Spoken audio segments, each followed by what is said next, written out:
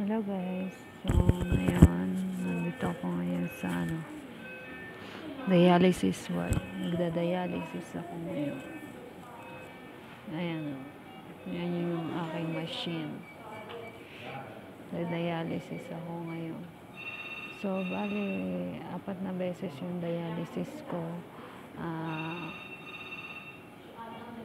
Monday, Wednesday, Thursday, tapos Saturday.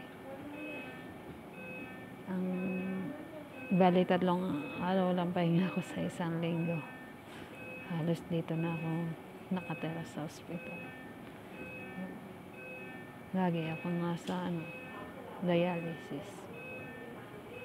Bali 3 oras lang naman, pero nakakapagod din. Yung araw-araw kang lalabas ng bahay para pumunta dito sa dialysis. Siyempre, no choice ka naman. Mauutas ka naman pag hindi ka nag-dialysis.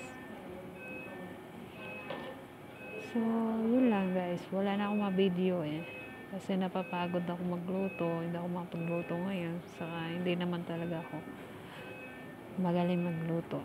Kaya, dito na muna yung video ko. Ganito muna.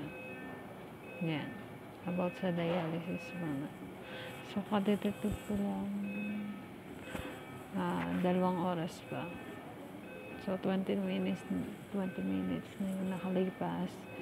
Mga 2 hours and 40 minutes pa ako magda-dialysis. So, ano nga bang ginagawa ko pa rin ng iba pag nandito ako?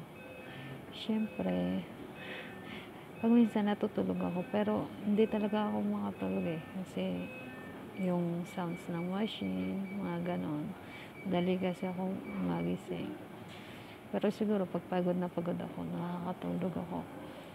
Pero ang ginagawa ko lang dito, scroll ng Facebook, ganyan, YouTube, then kain, upo ulit. Ganito, nakaupo ako, tapos nakikinig ako ng mga music dito. So, yun lang. Thank you sa pakinig at pagpapanood.